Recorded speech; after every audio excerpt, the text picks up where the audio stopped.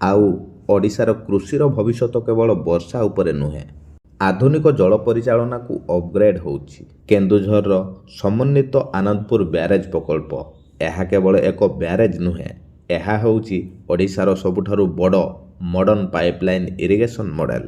ବୈତରଣୀ ନଦୀ ଉପରେ ନିର୍ମିତ ହେବାକୁ ଥିବା ଏହି ପ୍ରକଳ୍ପଟି କେନ୍ଦୁଝର ଓ ବାଲେଶ୍ୱର ଜିଲ୍ଲାର ପ୍ରାୟ 60,000 ହେକ୍ଟର ଚାଷ ଜମିକୁ ଜଳସେଚ ସୁବିଧା ଦେବ। ପାରମ୍ପରିକ କେନେଲ ସିଷ୍ଟମ ବଦଳରେ ଏଠାରେ ବ୍ୟବହୃତ ହେଉଛି ଅଣ୍ଡରଗ୍ରାଉଣ୍ଡ ପ୍ରେସରାଇଜ୍ଡ ପାଇପଲାଇନ୍ ନେଟୱାର୍କ। କିନ୍ତୁ ଏହାର ସ୍ପେଶିଆଲ କ'ଣ? ଏହା କେମିତି କାର୍ଯ୍ୟ କରିବ?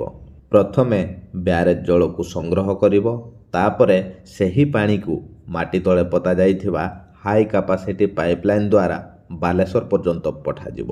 ପାଇପ୍ ଗୁଡ଼ିକରେ ଲଗାଯାଇଥିବା ଆଉଟଲେଟ୍ ଭାଲ୍ଭ ଦ୍ୱାରା ସିଧାସଳଖ ଚାଷୀଙ୍କ ଜମିକୁ ପାଣି ପହଞ୍ଚାଇ ଦିଆଯିବ।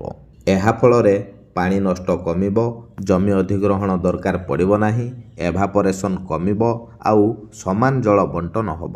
ଓଡ଼ିଶାରେ ପାଇପଲାଇନ୍ ଇରିଗେସନ୍ ଆଗରୁ ଥିଲେ ମଧ୍ୟ ଆନନ୍ଦପୁର ପ୍ରୋଜେକ୍ଟର ସ୍କେଲ୍ ଅଲଗା।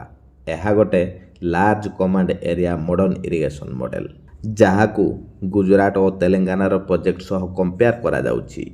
ଏହା ଓଡ଼ିଶାର ଇରିଗେସନ୍ ସିଷ୍ଟମକୁ 21th ସେଞ୍ଚୁରୀ ଷ୍ଟାଣ୍ଡାର୍ଡକୁ ନେଇଯିବ।